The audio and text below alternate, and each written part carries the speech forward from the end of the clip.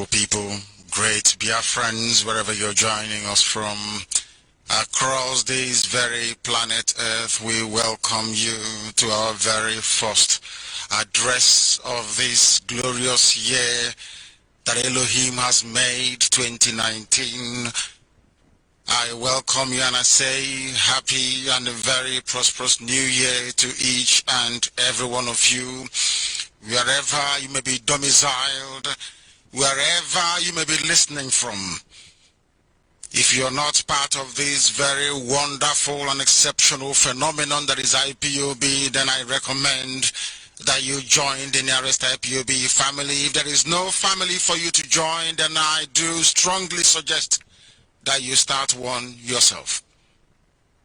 And as I welcome you, I would like you to welcome those around you.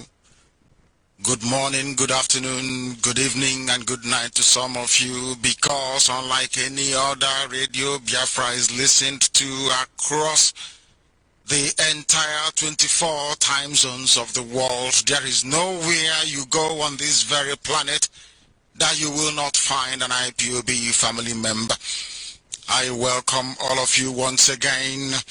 And with the time now at approximately 4 minutes past the hour of 7 p.m. here in the Holy Land of Israel, I would ask you to remember the grace of the Most High, Elohim Chukwokikabiama Primihanina. Before we go any further, we must call upon His name to ask for His blessing, His guidance, for His mercy and grace upon our lives. My name is Nnamdi Kanu.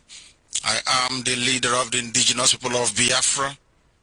I am the director of Radio Biafra and Biafra Television, and it is my unique privilege to be addressing you all from the Holy Land of Israel on this very day, at a very distressing and turbulent time for our people. But we cannot afford to despair or to lose hope, because we know that Biafra is coming, and very imminently. And we also know that the inevitable collapse of the damnable Zoological Republic is at hand, because what is happening there, especially in Asorok, is unacceptable. A Sudanese cannot be the president of the Zoological Republic of Nigeria. This is my New Year's message, but I must also pray on this very New Year. We must bow our heads wherever we are, reflect, ponder, and think of all the wonderful things that Chukwukikabiam Elohim did for us in this very past year, and in fact in years gone by, and see where we are today as one family, IPOB, and give Him thanks and adoration. In our distress, O Elohim, we have called upon Thee, and You have always answered us. From deep in the realm of the dead, we called for help, and You listened to our cry. You raised us up from the depths of the earth into the very heart of the seas,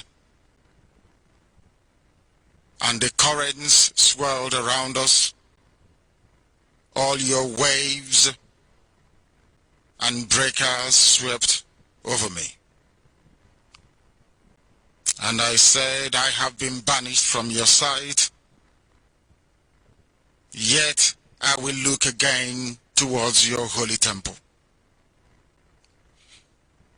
The engulfing waters threatened us, the deep surrounded us, seaweed was wrapped around our head.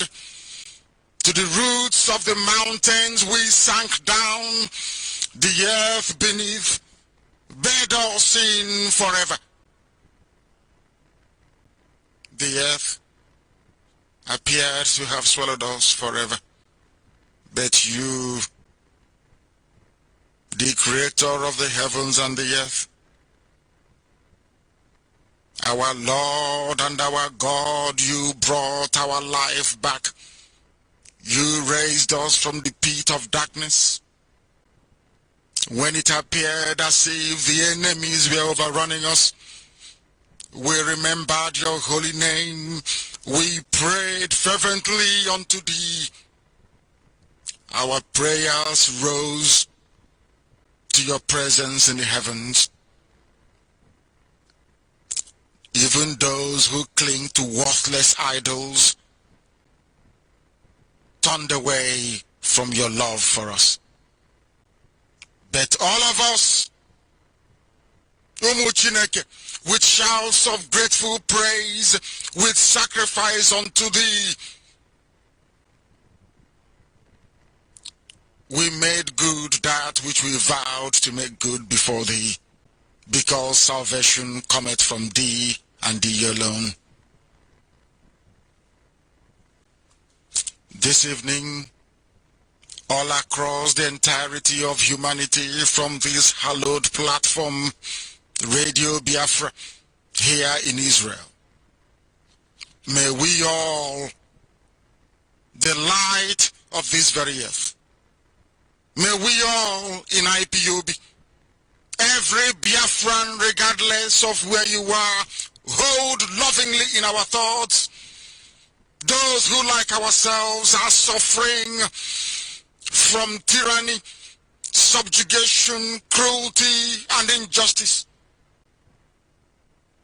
We must rededicate ourselves to working every day towards the alleviation of the suffering of those who are less fortunate than ourselves. May we recognize our solidarity even with strangers in our midst, because we are scattered all over the world. May we also remember the outcasts, the downtrodden, the abused, and the deprived, that no human being be treated as any other, that our common humanity binds us together in one fabric of mutuality, one garment of destiny. May we pursue the scriptural edicts, the vision of peace, that we might live harmoniously with one another and side by side, respecting differences, cherishing our diversity, with no one exploiting the weak, each living without fear of the other, each revering divinity in every human soul. May we struggle against institutional injustice, free those from oppression and contempt, act with purity of heart and mind, despising none, defrauding none, hating none, cherishing everybody, honoring every child of Elohim, every creature of the earth. May all Biafran people, the nation of Biafra, and all her peoples know peace in this new year, and may we nurture kindness and love everywhere to the glory, adoration, and exaltation of Elohim, now and forevermore we pray. Ise, Ise, Ise. Thank you very much. And may we proceed to present on this very day, the very first day of January in the year of our Lord 2019, my New Year's message to the world, but especially to IPOB. Fellow Biafrans, friends of Biafra, and lovers of freedom all over the world, on behalf of the global family of IPOB, I welcome you all to 2019. And I know it is a year bristling with hope for our most divine and Elohim ordained quest to restore the freedom stolen from us by the oppressor and her local agents within the colonially constructed evil contraption we have come to know as Nigeria. I bring you this New Year's message from the Holy Land of Israel with a combined sense of triumph, sadness, and hope. My sadness, which I am sure you all share with me, stems from the ultimate sacrifices some of us have had to make in pursuit of our right to self-determination. Today, as we usher in the new year, let us spare a thought for all our heroes fallen. And I sit here to say before thee that they did not die in vain. They died in honor and duty to Biafra, to justice and to freedom. And to those injured in limbs and body, and those still detained illegally, we say that this family of yours, IPOB, is with you. Your plight is our plight, your pain remains our pain, and we will never abandon anybody, because here in IPOB we do not abandon our own. When we say we are one family, we mean it. We are one family bound in blood and in bone, dedicated to the sacrifice that is to be made for the restoration of Biafra that Elohim has promised us, that his will may be done upon our lives. For it has been said that the bravest are surely those who have the clearest vision of what is before them, glory and danger alike, and yet notwithstanding go out to meet it. I am indeed proud of this IPOB. I am proud of all of you. I cannot express it in words how elated and how honored I am to serve you. That name IPOB will exist as long as there is man on the face of this very planet. Forever and ever, every generation to come will reference this period in our time the same way Israel referenced 1948, as when the mercy of the Most High descended from heaven upon his children, that light may come in the darkest recesses of Africa. I am indeed very proud of IPOB for your courage of conviction, for your strength of character, and for standing up to tyranny when it mattered most. Other people fell by the wayside. Other ethnicities joined in the persecution of the innocent. But IPOB stood strong and said no, that evil is evil. It must be resisted, it must be countered, it must be pushed back. For evil cannot stand the test of time. Shame on those supporting the evil that APC represents, that the government of Nigeria represents. As I have said before, and I will repeat tonight, there is something evil at the heart of the soul of a black man residing in Nigeria. There is something abhorrent about it. And that is why IPOB is different. That is why we stand up to evil, no matter where it's coming from. I assure you all tonight that Biafra shall come, and very soon at that. And we shall find lasting comfort in it. I have no doubt whatsoever. Those who know me know this about me, That everything I say I am going to do, I do it. When I tell you that Biafra is coming, Biafra is coming. And there is nothing anybody can do about it. This year, we will set the yardstick for accomplishing this very noble task. For all of you principal officers of state, our esteemed journalists, those of you in family writers, those of you in Biafra writers, in Imuchuku writers, in TB, RV, the sunrise crew that wakes up us every morning, and our e-warriors that never sleep, my own very astute and able Deputy Chairman for our own indefatigable Directorate of State led by the ever-reliable Mazi Nnamdi Kanu, our Head of Finance, Lolo Nenayanyam, our Biafra Land Coordinator, each and every unit, zonal, local government, state and national coordinator all over the world. I want you all to know that I am very proud of each and every one of you. The work you are doing is exceptional. It is not expected of African people to be so determined, to be so resolute, to be so humble in pursuit of what is glorious.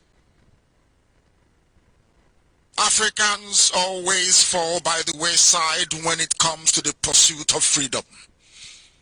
But you have demonstrated a will, passion, and desire to do the will of the Most High. The work you are doing is exceptional. Together we achieved so much in 2018. And if your level of hard work and dedication can be sustained only for the first quarter of this year, 2019, I assure you that Biafra will be here sooner rather than later. The past few years hasn't been easy for us. And as most of you can recall, this is my first New Year's address to you since 2015. As we all know, through the past 4 years, circumstances ranging from my unlawful arrest and detention by the APC government of the dead Buhari, now championed by Jubril Al-Sudani, from the tribulations of Ahanes and Igbo governors, their attempt to assassinate me, which culminated in the deadly military invasion of my home on the 14th of September 2017, that led to the loss of 28 of our gallant men. All these incidents have over the years prevented me from addressing you, the ever-resolute and faithful IPOB worldwide family. Since 2015 and all through to the end of 2017, we have faced the worst persecutions and acts of state terrorism ever unleashed on a people. Ironically, and in total defiance of reason and logic, the Nigerian judiciary conspired with the executive to label IPOB, that has never ever killed anyone, a terrorist organization, whereas the bloodthirsty Miyetti Allah Cattle Breeders Association, which is the cover that Fulani terrorists, headsmen use to commit impunity, they have been rampaging through swathes of the Middle Belt with the active connivance of the government of Nigeria and their media, where sometimes the Nigerian media, especially Yoruba media, celebrate them as opinion leaders. How sad is that? In the face of all these hypocrisies and moral contradictions, In the face of all this hypocrisy, after hypocrisy, and moral contradictions, we Biafrans have exercised uncommon restraint and continue to demonstrate to the world our commitment to peaceful and lawful agitation by avoiding the temptation and all entreaties to resort to armed struggle. We have chosen this path because we trust in a new international order that is committed to helping all oppressed peoples to realize their rights to self-determination as long recognized by international and municipal statutes and conventions. Rather than weaken or tear us apart, the hardships we have all faced in these past years of persecution by the primitively totalitarian APC government of Nigeria and internal collaborators in Ohaneze Ndigbo have brought us together as a people and have motivated us to dig ever deeper into our huge reserves of resilience to keep moving this restoration project forward, to the surprise of our enemies and saboteurs alike. We have confounded all those that thought that Mazi Nnamdi Kanu and IPOB would go the way of those that went before us. Now they know we cannot be bought or sold like a commodity, unlike those that shout Biafra during the day only to serve the interest of the corrupt government of the zoo at night. If you are not with IPOB, you are not involved in Biafra agitation. You are only a slave for the zoo. Those that mortgage their soul and conscience to the demon of avarice and self-enrichment at the expense of the well-being of the masses will answer for their sins at the appropriate time. They will be held responsible. Everybody will account for his stewardship at the right time. Using the name of Biafra to endear yourselves to politicians is a crime, and we will not tolerate it. I stand here today to reaffirm that we remain whiter than white and whiter than snow. Only IPOB can make such a boast. Those who are in the habit of using our agitation for Biafra restoration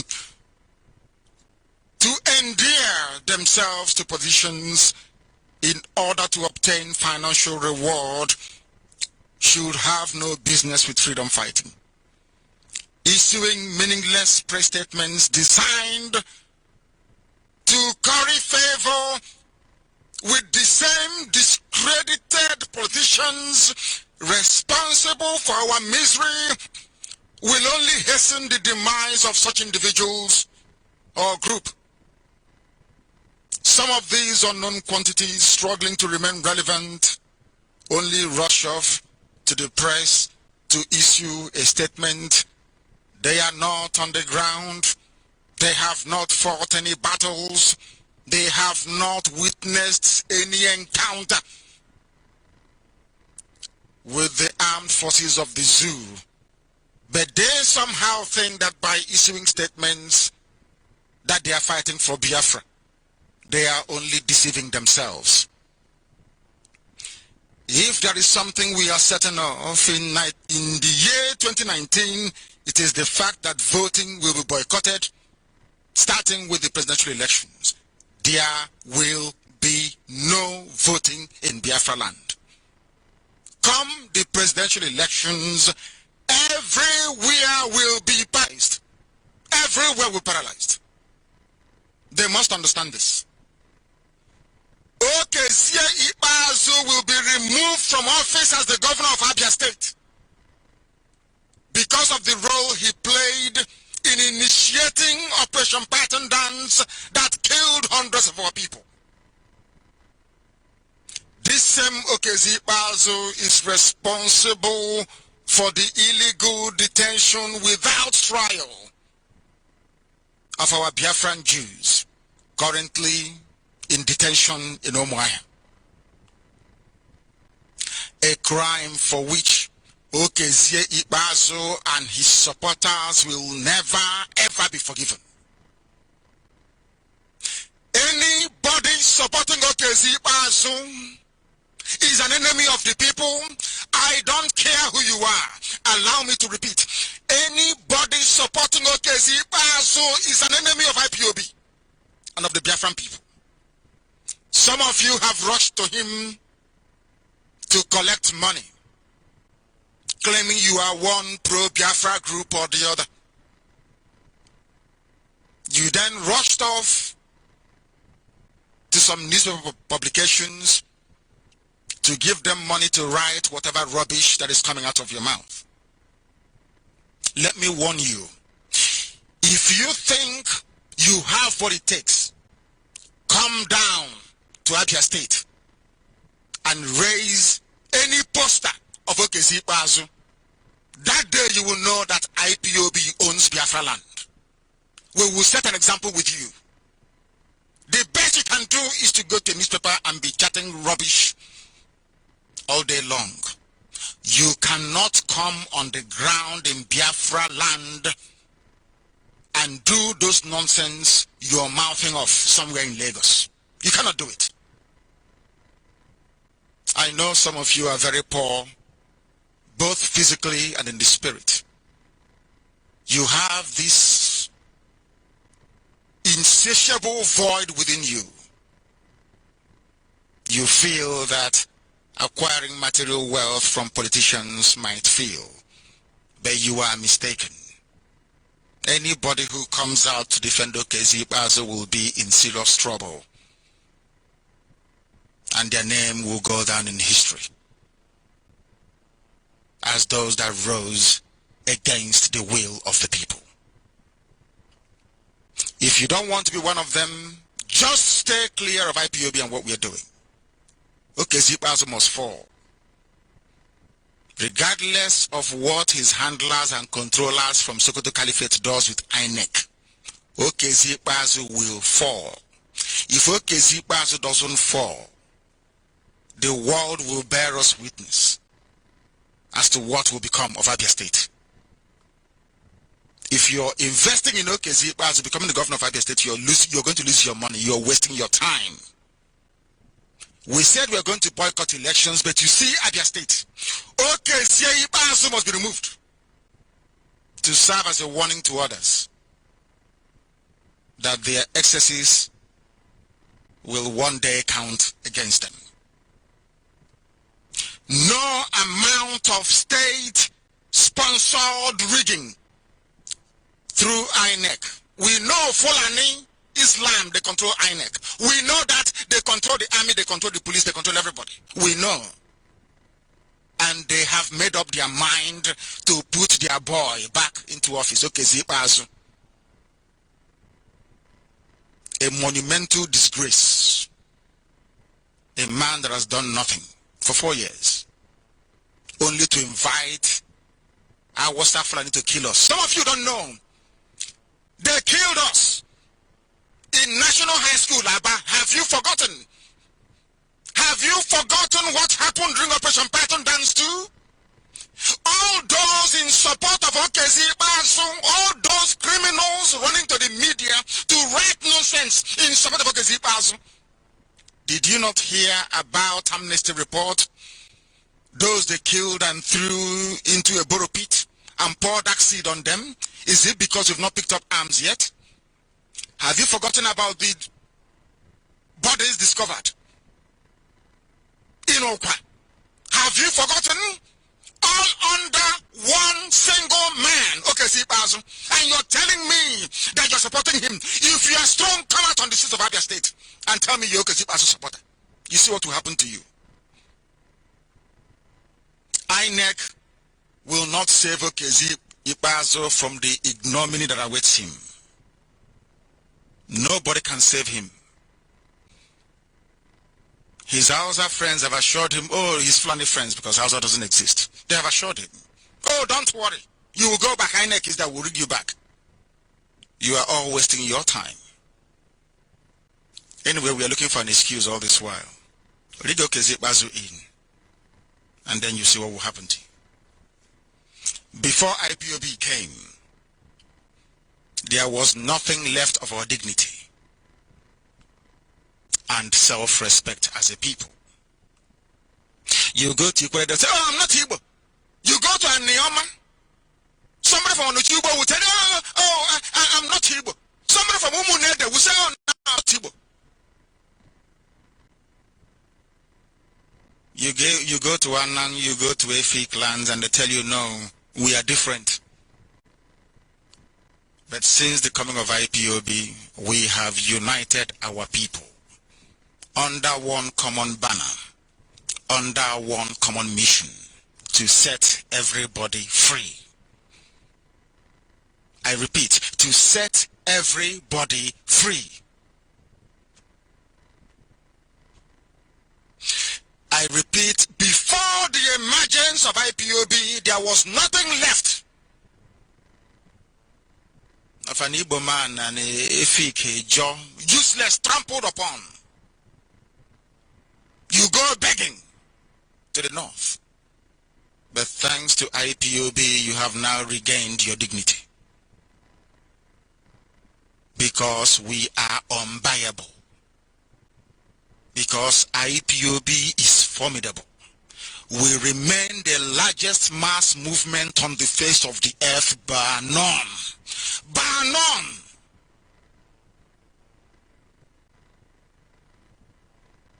Now that Chukwukika Biama has determined that we should come, our various ethnic nationalities that constitute the historic and ancient Biafran Federation are now more united than ever. The high level of togetherness, bonding, and sense of purpose amongst the people of Biafra as a result of the activities of IPOB has ensured that Anang Igbo, Ibibio, Efik, Ijo, Isoko, Ishekiri Robo, Igala Idoma, and Igede are now walking with a sense of purpose never before witnessed in the history of our people. That is what Elohim has done using IPOB. Now you understand when we say one family, what we mean by that. The Biafran dilemma and the tragedy of what Nigeria has been turned into have reached the point where the world can no longer afford to be silent. As the renowned English philosopher Edmund Burke said, and it is often true, that, and I quote, the only thing necessary for the triumph of evil is for good men to do nothing.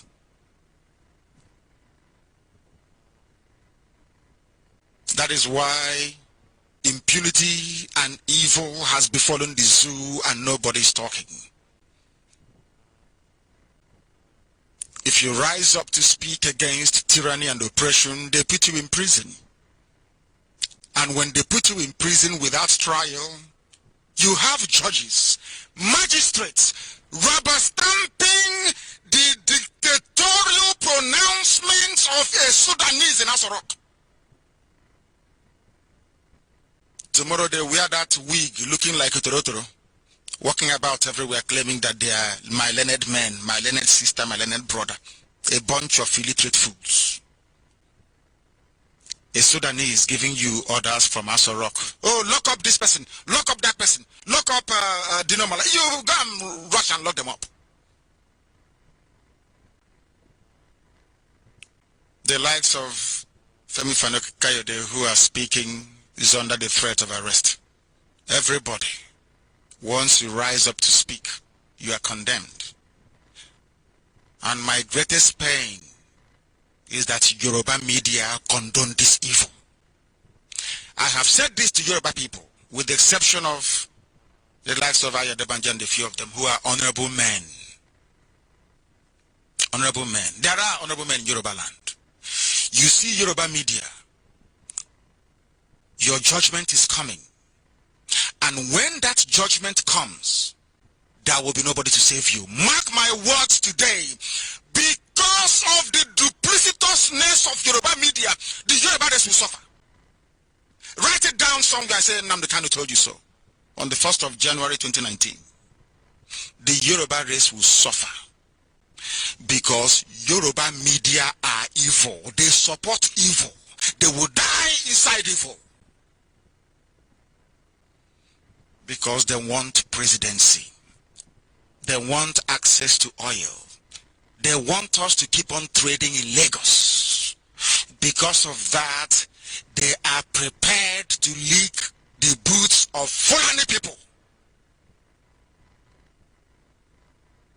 In this quest to subdue and subjugate truth, which is what IPOB represents, as a matter of fact. Since time, starting from 2015, the level and amount of terrorism unleashed from the Nigerian Sahel, Fulani land, and the Maghreb has ravaged entire communities, including Biafrans. See what is happening in the Middle Belt. And what I find astonishing is the fact that there are some people within the Middle Belt talking about elections, talking about voting. I read something that was quite moving a few days ago. Somebody said that Nigerians are like sheep. I said, what do you mean? I know they're animals, but what do you mean by sheep? He said, because when you come to feed them, you know a sheep, when you're coming to feed a sheep, that sheep is very happy to see you. But the sheep doesn't know that the reason why the shepherd is feeding him or her, as the case may be, is to get you fat so they can slaughter you. You see a goat when you come, when you go, let us get something for this goat to eat. You're not doing it because you love the goat. You're doing it because you want to fatten the goat and prepare it for slaughter. That is what is happening in the Middle Belt. I feel sorry for them because I had hoped, or should I say reasoned, that by now a complete and utter repudiation, a rejection of everything to do with Nigeria will be the most logical position to adopt. But people are talking about voting. Tinubu is using what I call the Yoruba media preponderance, their undue influence in the media, because every major newspaper house has a headquarters in Lagos, controlled by Yoruba people. They are feeding you lies. They are lying to you, deceiving you, massaging your pain, telling you, oh, don't worry, election will solve everything. But all of a sudden, you have discovered that they are pushing for the same person responsible for your pain, or should I say, the same group of cabal responsible for your pain. Almost every Yoruba paper is supporting APC. They want the Sudanese to continue in power. They want Abak to be pulling the strings from behind the scenes. That is the truth they will not tell you, but it is the truth that Nnamdi Kanu will tell you every blessed day. I have Yoruba friends, and I love them exceedingly. But I must speak the truth, the same way I expect them to tell me the truth about Biafran people.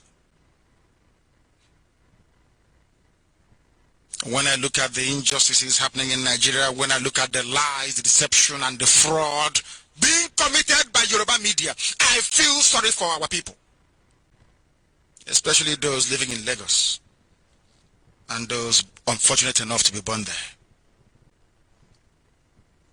To make matters worse, the Nigerian presidency has either failed to protect its own citizens or has itself become complicit and unleashed terror on those that actually voted for them, thus stoking the notion that some group that controls the levers of state power have set out to subjugate others in a Nigeria that was never meant to be this way.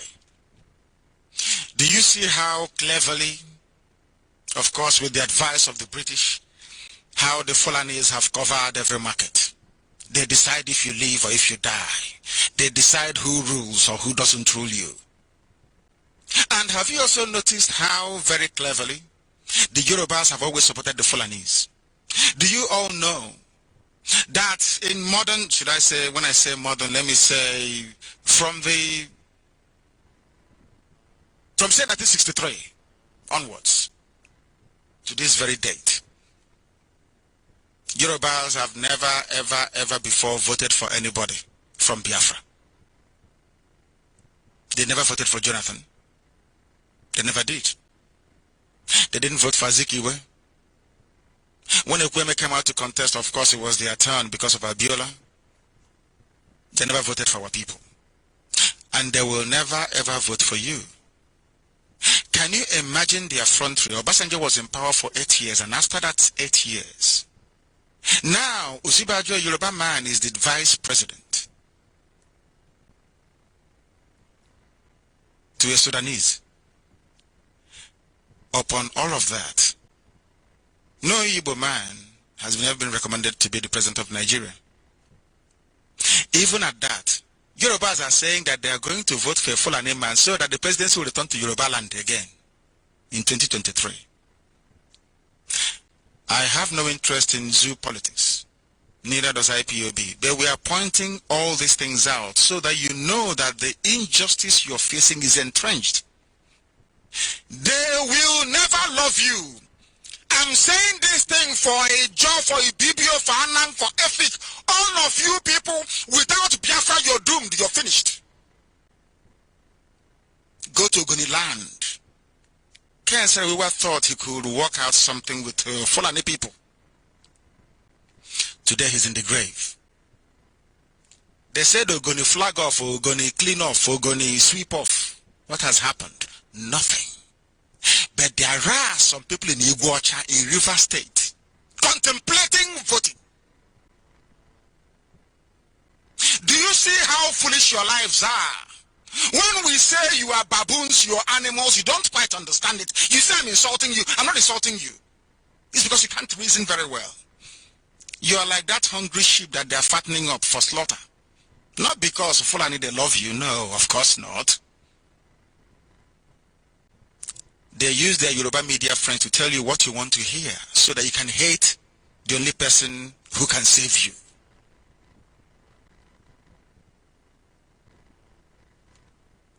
We must continue because the right thing to do. Better yet, in the face of all these tribulations, there's a solution. We are not agitating for Biafra for no reason.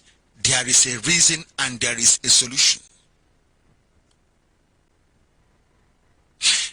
Britain put Nigeria together so they can do what is called proxy colonialism. So they can control you through a people who are loyal to them. Some of you forgot that before Buhari died, Britain supported Buhari. Whereas Buhari had an outstanding warrant for his arrest by Interpol inside Britain. Britain still supported him. You have forgotten that Buhari ordered for the kidnap of Omar Diko and put him in a crate. It was discovered. And Buhari was blacklisted by the British government.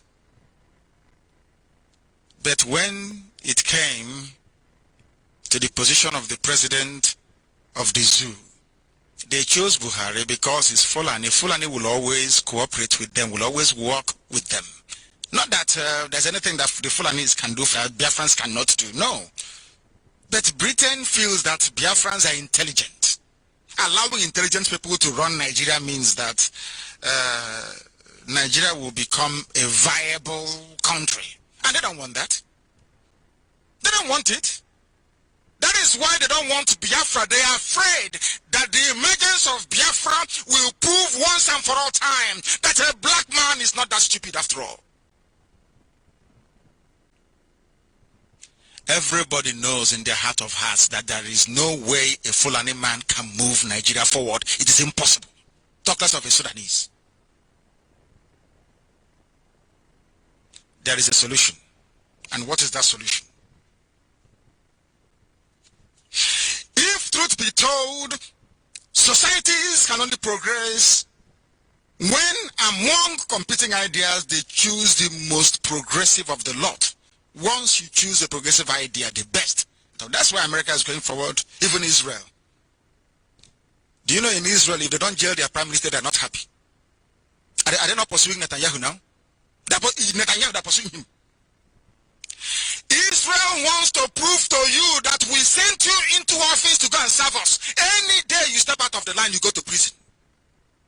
Israel, they love jailing their prime minister and their ministers. I don't know why. But in the zoo, Buhari died, buried in Saudi Arabia. They brought a look-alike from Sudan. All of you are jumping up. And I'm saying to all of you that went to the rally of Jubril, look at his left ear. Look at the palm of his hand. He's no longer waving. Nobody's complaining. Oh, it's nothing. Because a white man hasn't said it yet. And when I tell you people that you are inferior, you start complaining. This is even more so when societies have the benefit of hindsight. Nigeria cannot be an exception to what has worked elsewhere.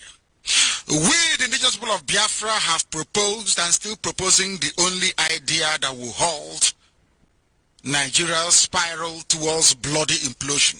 If things continue the way they are, there's going to be a war. I'm telling you this. It's unsustainable. It's not just possible. It's unsustainable. Sending police to go and fight terrorists, sending the army to go and kill civilians in the south. What sort of people are they normal? Are you sure they are normal? And Nigerians, are you people okay? And the people, Yoruba papers are carrying on as if nothing is wrong. So you don't think, oh my goodness me. Eh? So as Israel is securing the border around Gaza, now they send the police and then send the army to come and be controlling traffic in Jerusalem and Tel Aviv. I can't understand it. So police can go to the war front, but not and the army will go to be setting up checkpoints. Oh dear me. Oh dear me. Somebody should explain, is that normal? Is it normal? But why can't ordinary Nigerians see it? Are they blind? How can you, I don't know, send police to the war front and then send army to go and conduct elections? I can't get my head around it, honestly. Honestly. We, the indigenous people of Biafra, have proposed and still proposing that the only idea that will halt the bloody disintegration of the zoo is a referendum for everybody. What is wrong with asking people what they want? This cabal ruling the zoo, they're not up to 20. But they control your mind. They control the minds of the Yorubas through Tinubu and his newspapers and his media presence. And an ordinary Yoruba person cannot see beyond his nose. Do you know why? His fear is of Igbo man. I don't try to understand what I'm saying.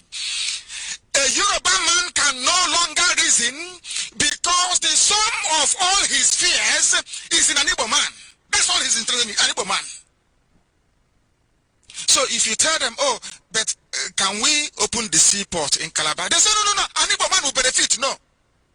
Can we open the seaport in Iguacha in Port Harcourt? No, it will benefit an Igbo man. Okay. Can I then fly from Iguacha to Los Angeles? No, because an Igbo man will benefit. What the Yorubas are doing is cutting off their nose to spite their face. As long as an Igbo man is down, anything is possible. If Fulani can eat all the money in the zoo, nobody gives a damn. Do you see the mess we are in? I'm not saying every Yoruba person is like that, no. There are some Igbo people who are worse. There are Igbo people who are worse, who will trade our slave status for one ministerial appointment. That's what they've been doing. You will see them now, they will say, oh, it is this person's turn. Oh, why don't we bring out somebody to go and do this? One person will run to his friend in Funtua and say, I know how to undermine my brother, don't worry. Is it not happening in Biafra agitation?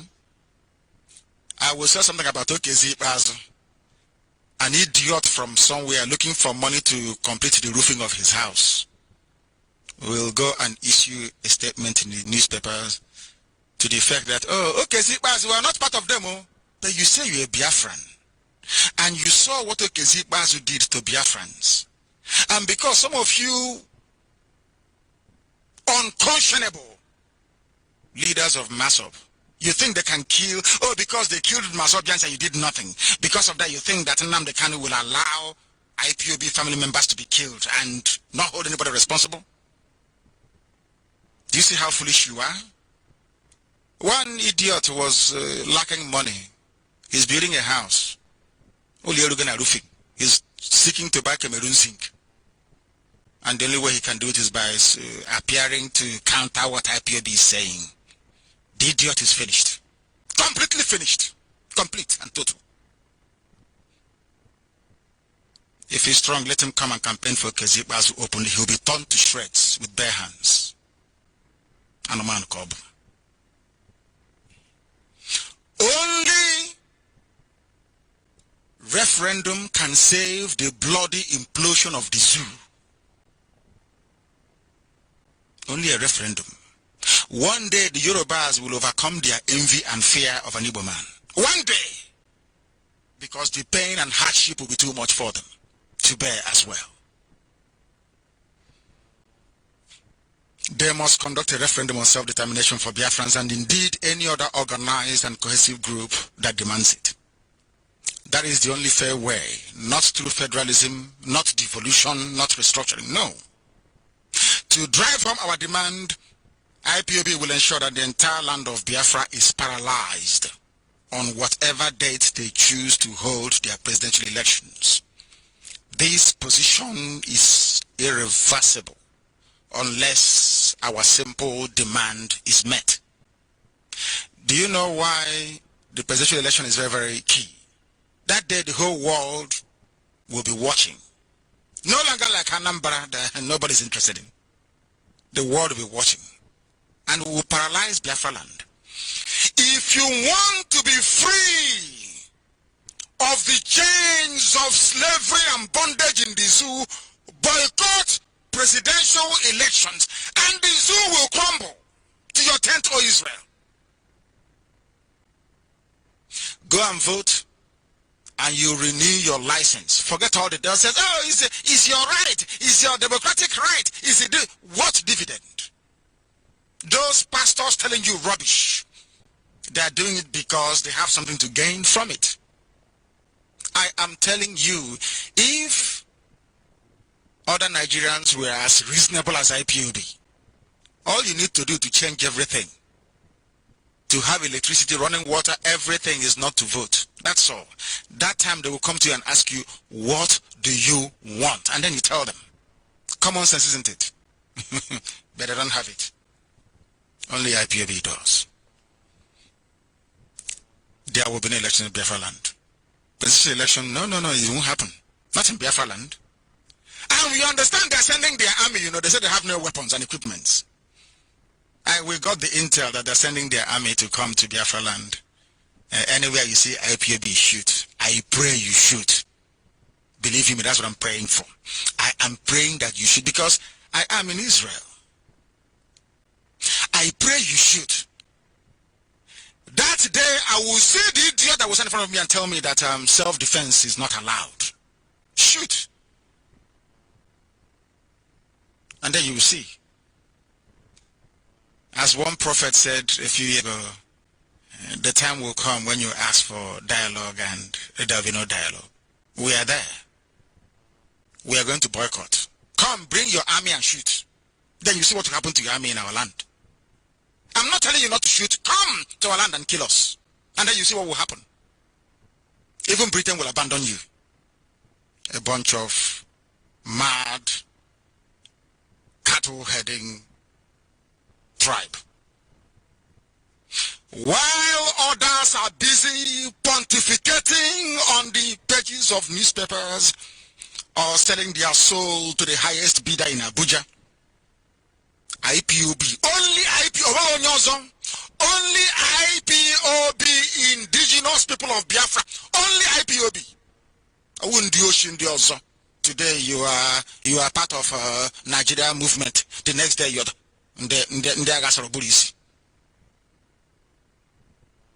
no brain.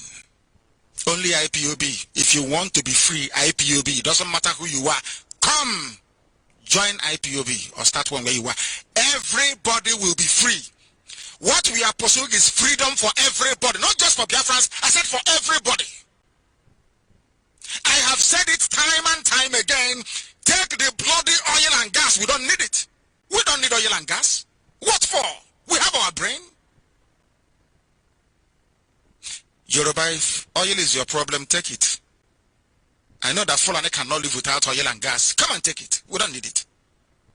We just want to be free. Freedom is all we're asking for. Not natural resources. They write long essays and not speak because they research it for weeks. Write brilliant grammar. All comes to zero, to naught. Doesn't make any sense. Sometimes I wonder what they study at the zoo universities that they attend. Only IPOB is on this long walk to set Biafra free. Where black people in sub-Saharan Africa will, for the first time since colonization, live under guaranteed freedoms and rights, unlike the primitive arrangement people are forced to live under in Nigeria. We are not going to get there overnight, I know that. But in this 2019, we will make some of our most significant strides yet to accomplish our stated mission, which is to restore Biafra. We must always be guided by the reasoning that underpins our belief that Nigeria as presently constituted is unworkable. By virtue of their orientation and heritage, the dominant ruling Arewa Northern Nigeria with their feudal societal structure is not designed to understand or practice democracy. A Fulani man can never be a democrat. It's impossible. It's like introducing democracy in Saudi Arabia. It is not possible.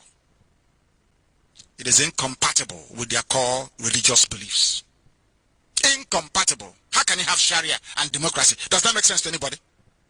In the 11 states of Fulani controlled Awasa North, you have 11 states on Sharia, and then you have democracy. Does that make sense to anybody? Does that make sense to anybody? The laws of Sharia come from the Quran. The laws of the secular state goes into a constitution. So which one are you going to believe? You heard Binta Nyako talking about Sharia law. Sharia law is from Islam. It's from the Quran. I don't know. Am I making any sense at all? I don't know how people reason sometimes. I don't understand it. By virtue of their orientation and heritage, Fulani people with their feudalism in their areas, they can never understand the meaning of democracy. That's why some of them came out and said, oh, this Biafra agitation, we should suspend the constitution. And he says he's a professor of law. They don't understand the essence of a constitution. That's why they don't obey it. Why do you think before Buhari died, he never obeyed any court order? Because to them he's alien. All they know is Sharia. And so telling them that man can make laws that may infringe on the laws that Quran said Muhammad made, you have a very serious problem. Very big problem. Now, how can I be in some country with such people? Not that I hate them, but the way you do things are markedly different to how I do things as well. They're not the same, and I can never be. Fulani can never practice democracy. That is why they rig elections. Do you know that I read somewhere that the former INEC chairman called Nuhu Ribadu, or whatever his name is, that he's in support of Jubril. I shed tears. That tells you the mindset of your average Fulani man. No matter how poorly they are performing, a Fulani man will always gravitate towards a Fulani man. And the Yorubas will follow them, because Yorubas are controlled by the Fulani people as well, because they are, most of them are Muslims, like Bola Ahmed Tinubu. And his loyal, the spiritual head of Muslims in the zoo is who? Is the Sultan of Sokoto. So they have to be loyal to Sultan of Sokoto, of course. Do you see the mess that the zoo is in?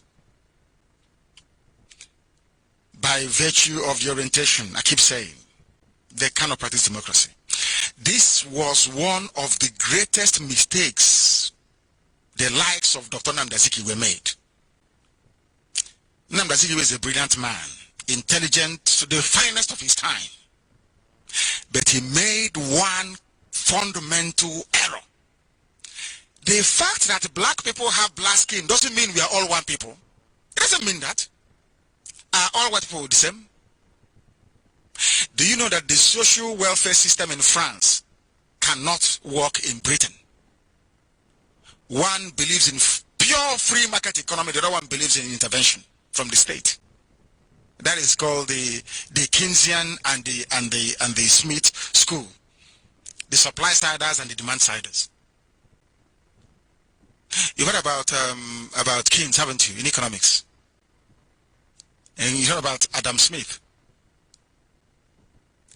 These are two opposing schools of thought in economics, that you can use demand to stimulate the economy, or that you cannot actually allow supply to determine what happens within an economy. Laissez-faire and interventionist approach.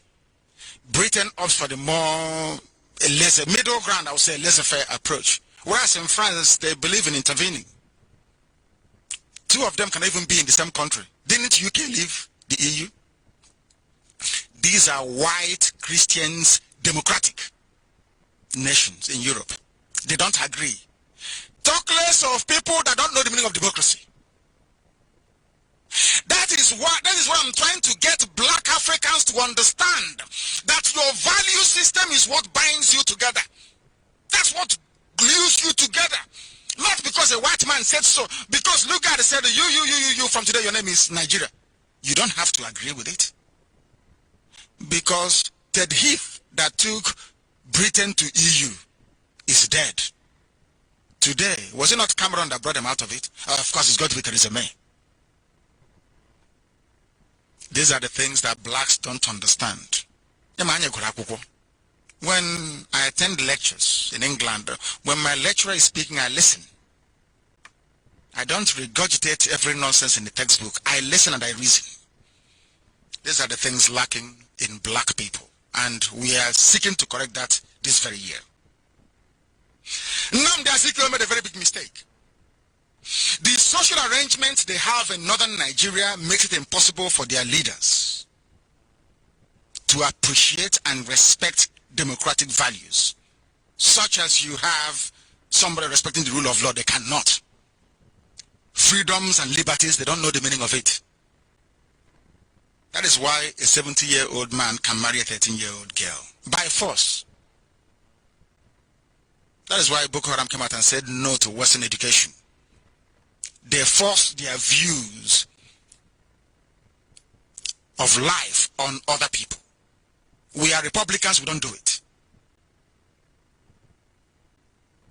And can never, ever do it.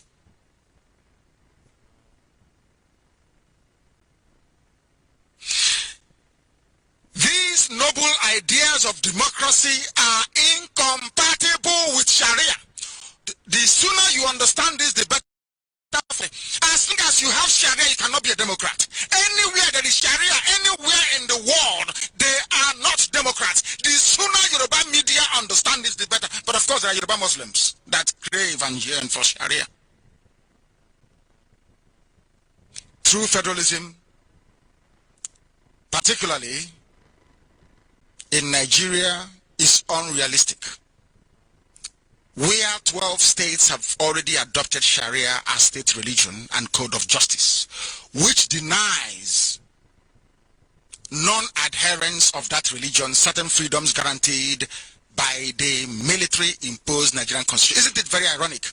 You have the constitution of Abdul Salami Abubakar, the militaristic constitution of 1999, where the provisions of the constitution is at odds with Sharia in the north. the Sharia overrides the Constitution. Whereas the Constitution is meant to be the all and all. Do you understand what I don't know if people understand what I'm saying. Maybe I'm not explaining it very well this evening. I don't know. I said, you have a constitution. They make laws. You know, Ike Kureman and all the rest of them. They say, yeah. And they share their 18 million every month. And they go home. They make laws.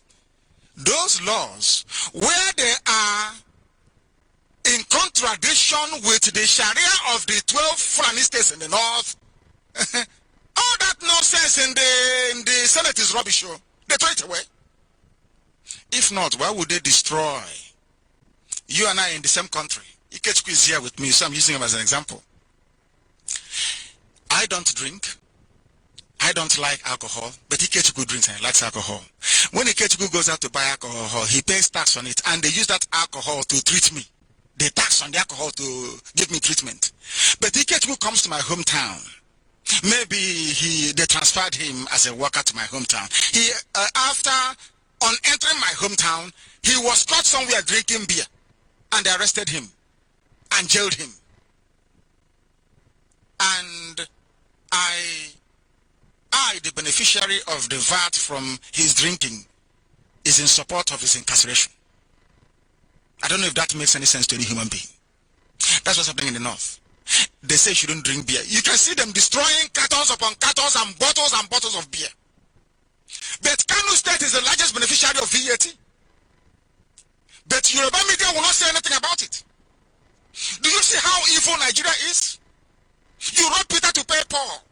If I go to drink beer, you say I'm a Nigerian, but I cannot go to Kanu to drink beer openly. Why? Is there any law stopping me from consuming any beverage? The answer is no. Why are you stopping me in Kanu, where you benefit directly from the VAT coming from beer sales? Only in Nigeria. Conversely, restructuring has defied every sensible definition. Nobody can define it. That is why simple referendum is the only way forward. Come to think of it, was it not a federal arrangement or through federation that Nigeria had at independence? But it did not even survive up to 6 years. What then is the new true federalism that world is talking about? I want to know. Explain it to us. Restructuring, let them leave Biafra and join restructuring. Restructure what to what? From what to what? I'm asking you. What are you restructuring? Oh, you mean an additional state where one of your Awasa slaves will be the governor, answering to Awasa people with a Fulani police inspector. With a Fulani police inspector. That when IPOB decide to march on the street, they destroy us.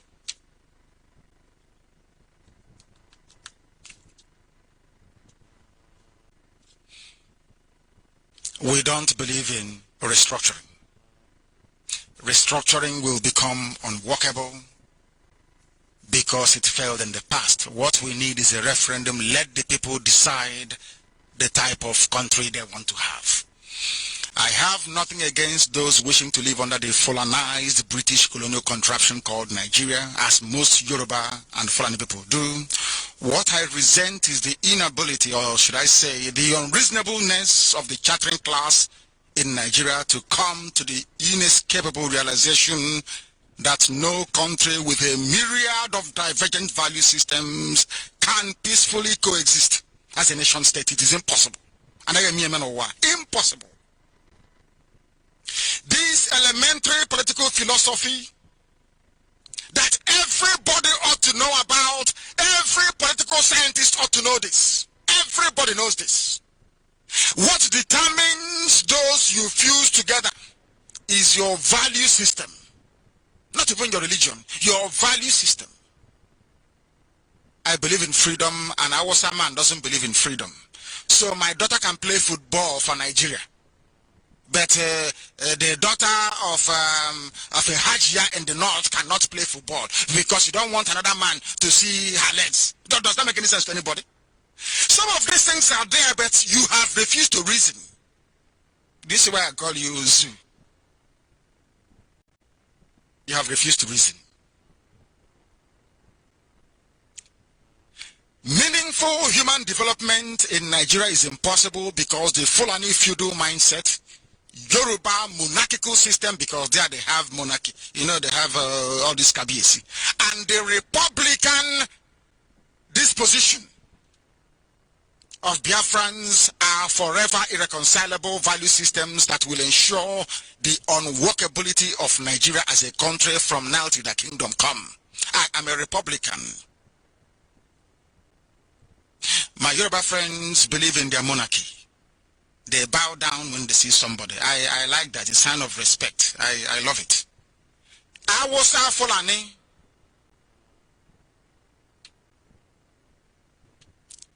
Believe in whatever it is that they refuse. What's that thing they do in the north? Rankadede. In the morning you come with your bowl of no, you come with your empty bowl, and Al-Haji will give you porridge you eat. You will do rankadede. You don't go to school. That is why they have nomadic schools and Alamajiri schools that Jonathan funded extensively. Why do you think they have all of that? They don't believe that men are born equal in the north. If you're born a street beggar, you will give birth to a street beggar. That's what they believe in the north. That's why they have nomadic schools and Alamajiri schools. But where we come from, everybody wants to better themselves.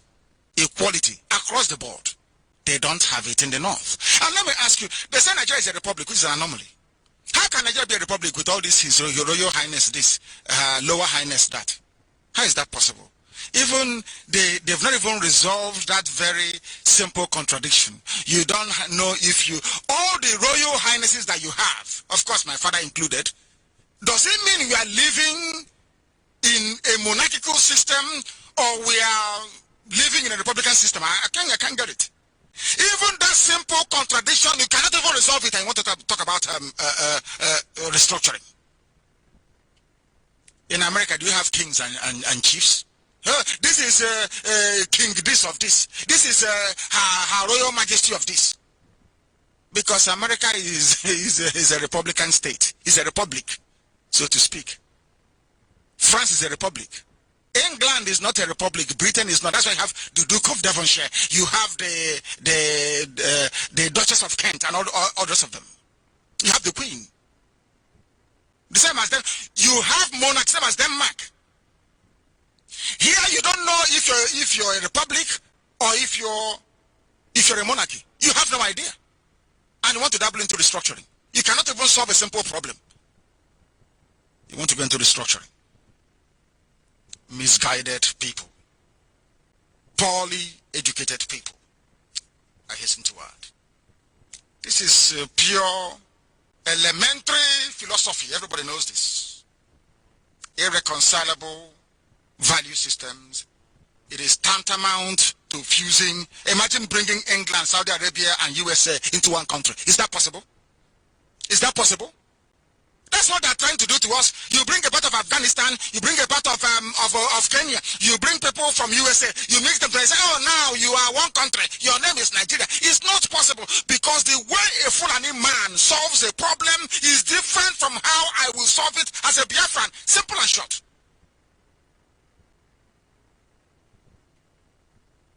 It will never ever work. It's like I just want you to imagine this: transplanting a portion of sword-wielding Kandahar province in Afghanistan, a piece of the monarchy supporting East Anglia in England, and a part of the Republican gun-loving libertarian Texas in the USA, and form one country out of it. In the morning, you ask a Texan to courtesy, to bow before the Queen or bow before the King. He'll probably shoot you first of all. You don't know that those that founded the USA are from England? You don't know that? What did they leave? They said all men were created equal by God. No king, no queen. They went to, these are English people. They went to America. They founded a new nation. He was a child of an English man, migrant, George Washington, that liberated them from England. People and their useless sentiment. They said we are Americans now. So you don't know that America is the extension of England? But they said we don't need queen, we don't need king, we don't need your highness, your lowness, we don't need your lordship here. Everybody's hi, hello, hi, hello. If you won't answer, you go. And now you're beginning to understand it, isn't it? Maybe we should be charging people for coming to IPOB to listen to Radio Biafra. This is the best university in the whole world, bar none. Bar none, and it is free. Courtesy of IPOB, it is free. It will be like returning humanity to some kind of Hobbesian, state of nature by Hobbes, where life will be truly hellish, brutish, and short. These same irreconcilable, divergent, and often conflicting conditions are what we are being forced to endure in the British artificially created Nigeria today due to a combination of poor education, inability to reason properly, and dependency on one natural resource for national economic survival. Nigeria will never ever be a viable nation because the ethnicities the British cobbled together are not the same people and can never ever be. Even Britain, that created Nigeria, have respect for ethnic nationalities in their own country. Scotland and Wales have their own parliament. They make their own laws in their own languages. But Britain can never tell Awasa Fulani, allow these people to be free. No, never. But in your own country, Britain, Scotland is free from England. Wales is free from England. They have their own laws. They raise their own taxes. But Britain, England cannot advise Fulani to do the same thing. Do you know why? Because they don't see you black people as human beings. You are animals. Do you know that Scotland retains the right to become independent? Now, I'm asking Britain this. If Scotland can be allowed to determine their own future, why not Biafra? Oh, no, because the freedom they're talking about is for only white people. It's not for blacks. No, Biafra is black people. We control you. God gave you to us as our slaves. We do with you as we like. That was why we handed over to Fulani. We cannot colonize Nigeria directly, so we use the Fulani to do the colonization for us. Because they are dumb. They don't know anything. Name one Fulani scientist. Name one Fulani poet. Do you know any? Name one Fulani popular musician. Name one person. Don't even know if it's Arabic music or Fulani music. The British can give Scotland autonomy, but they cannot advise Fulani to do the same with Biafra. Ask yourself, why? Within the answer lies everything you're looking for. They are afraid of Biafra. They know that Biafra will put everybody to shame, with or without oil and gas. We don't need it. Fulani, I give you a challenge. Take all the oil and gas and give us our freedom. After 5 years, you'll be looking for visa to come to Biafra land. And they know it. They know it. Ask yourself, why are the privileges enjoyed by Scotland not extended to Biafra? There lies the meaning and the answer to everything that you need to know regarding how you are regarded by the British. Perhaps Nigerians are subhumans, not deserving of such an opportunity. The way Nigeria and most other similarly backward states in Africa were created is not how nations are formed or created. We all know that. It's not how they are formed or created. These unnatural colonial experiments in Africa is the reason why the continent will continue to struggle until an intelligent breed of people rise up, like IPOB, to return it to its pre-colonial borders. Let everybody go back to where they were before the white man came, and you see progress in Africa overnight. Only then also will Africa know peace. With the benefit of hindsight and history, I make bold this very 1st of January 2019 evening to say that anything short of a referendum would be duplicitous and futile. The earlier people stopped deceiving themselves on this, the better for all oppressors and the oppressed alike. In my time since this struggle, I have come to the realization that Biafra means different things to different people. To northern Nigerian Muslims, especially the Fulbe elite, that's the Fulani elite, it means armed rebellion, as well as a design to deny them free will access to the vast oil and gas deposits we have in Biafra land. To the Yoruba, Biafra is the selfish desire by Igbos to control oil and gas. For the stranded middle belt minorities, Biafra signifies abandonment. I know, I can understand, and I share the fear of the middle belt. They fear the exit of Biafra will precipitate their inevitable annihilation at the hands of their Fulani overlords, who will blame them. Once Biafra goes and Wahanako Fuf, Fulani will slaughter them. So I understand. So they should come with us instead, and we will defend them. To us, to we, the children of light, IPOB, Biafra means a right to self-determination, self-preservation, and ultimately a right to become autonomous and live in peaceful neighborliness with anything from the north, be it Arewa or Nigeria, whatever it's called, in a new compact that will ensure prosperity and fairness to all sides. The path to what we desire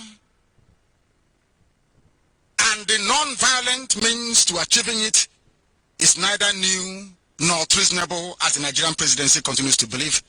It is the same path that saw the birth of many new nations around the world, most notably after the end of the Cold War. It is the only path to peace.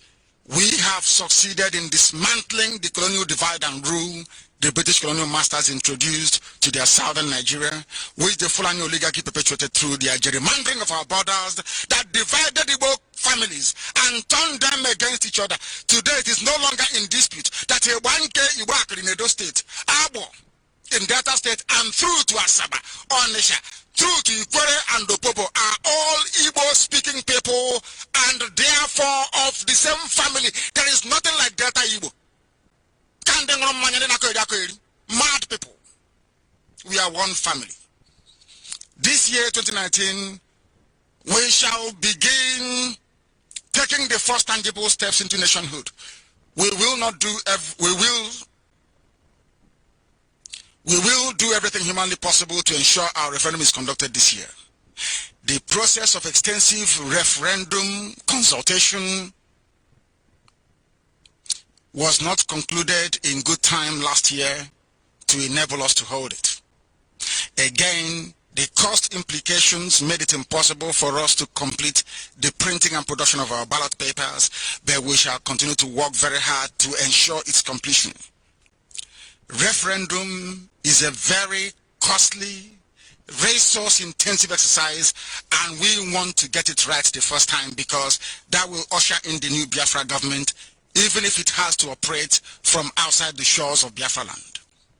The whole world knows that Nigeria is a glorified graveyard for talent and aspirations. Too many people have been stopped from attaining their potential in life because of the culture of mediocrity and impunity that permeate every sphere of human interaction in Nigeria. Stripped of every shred of honor and dignity, we march into the Mediterranean Sea to drown like lemmings off a cliff. After trekking through the unforgiving Sahara Desert, where the weak and unfortunate perish. This is the life of your average Nigerian youth with no hope or future. In response to the democratization of poverty and death in Nigeria, IPOB will be launching a social welfare public works scheme across the length and breadth of Biafra land in an effort to use our God-given talent and skills to develop and improve our land even prior to the coming of Biafra. Because political office holders we had hoped would do it for us are more preoccupied with stealing as much of our commonwealth as possible. We, IPOB, are going to do the little we can to stop our young people from trekking from our land to Europe that have resulted in the death of so many young people.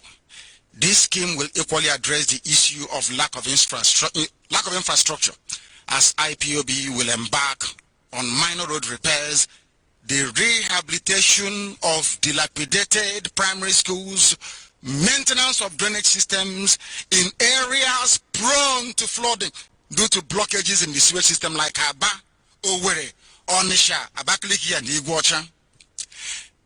A welfare outreach team will be created to provide assistance in public places to those who cannot help themselves.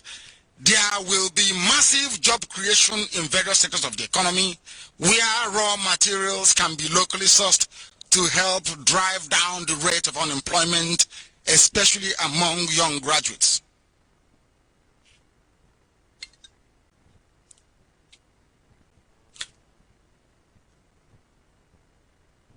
Our people, towns and villages will be our top priority as we begin to demonstrate the mindset that will guide us into Biafra. It's no longer about saying IPOB one family. We are here to demonstrate that we are indeed one family.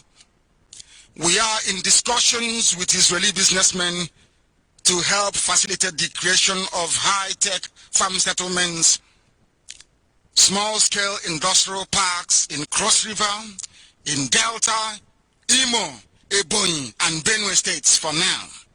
That's the kibbutzim that you have in Israel. We are going to recreate it. Should the scheme prove successful, which of course it will, we shall roll it out across Biafra land. The unmasking of Jubril Al-Sudani, the fake zoo president, will continue unabated. By the time we are done with Jubril and his handlers, Lugard will be truly ashamed of what he created. I would like to see how Nigerians are going to participate in elections where one of the names on the ballot paper is a dead man buried in Saudi Arabia. It is a shame that Nigeria, the zoo, is heading ingloriously towards implosion. We understand the enemy has announced yet another round of Fulani military invasion of our land in the name of Operation Pattern Dance to help facilitate the rigging of elections for Jubril Al-Sudani and the cronies of the Sokoto Caliphate across Nigeria. What I said previously still stands, and there is no going back. Chukwukika Biama is my witness that any reported shooting or killing of any Biafran by this Fulani Janjaweed army of the zoo will be avenged. Those who previously doubted our resolve should ask Okezi Bazo what he's feeling or going through right now in Abia State. I am placing our colonial master on notice, Britain. They are our colonial master till tomorrow morning. That should the government of Theresa May give the go-ahead for any innocent Biafran to be killed again on Biafran soil, Nigerian soldiers will pay the price for it. Let the world not say we didn't say it. This Nigerian army have refused to engage ISIS in the major theaters of battle in the north, in the Sahel. This same Nigerian army led by Buratai refused to counter the killing spree of Fulani headsmen across the Middle Belt, but they can easily mobilize the same army to come to the south, to come to Biafra land, to rig elections, FINEC, and for their friends, and to kill non-Muslim populations with impunity. That will not happen. Policemen are being forcibly deployed to face Boko Haram terrorists, whereas the army that prides itself as the defender of Nigeria, they are the ones running scared from the battlefield. Instead, they are being sent to kill civilians in order to sustain Fulani hegemonic control of the zoo called Nigeria. Everything in Nigeria is upside down. That is why I struggle to understand why there are universities in Nigeria, because people go to school but end up not learning anything. Is it the job of the police to fight insurgency? That's my question. The most astonishing thing is that people are going about their normal business, pretending all is well when logic is being turned on its head. Can anybody identify any country in the world where the police is sent to the war front and the army deployed to carry out police duties? No, it is only in Nigeria, with her ignorant professors and pseudo-intellectuals busy scavenging for campaign funding for elections, when impunity is now the order of the day. None of this is surprising. After all, Nigerians cannot differentiate between a dead Buhari and an impostor from Sudan. How can you expect them to distinguish between the constitutional roles of the police and that of the army? What APC have succeeded in doing is democratizing ignorance, impunity, and cowardice amongst the populace. Can anybody say precisely why Sheikh El-Zakzaki, Colonel Sambo Dasuki, and Jewish adherents are still in prison till today? There is nothing about the judiciary in Nigeria that leads me to believe that Nigeria is salvageable. Even the judiciary. So this evening, as we take stock of what we have passed through in the past year and in the years before it, let us continue to remain committed and faithful to the ideals of Biafra as espoused by IPOB, and prepare ourselves to be the first partakers of a Biafran nation that beckons and shall surely emerge in this generation. I thank you all for listening this evening, and may Elohim bless Biafra. May Elohim bless Israel and all men and women of goodwill around the world, but above all, may Chukwukika Biama bless IPOB.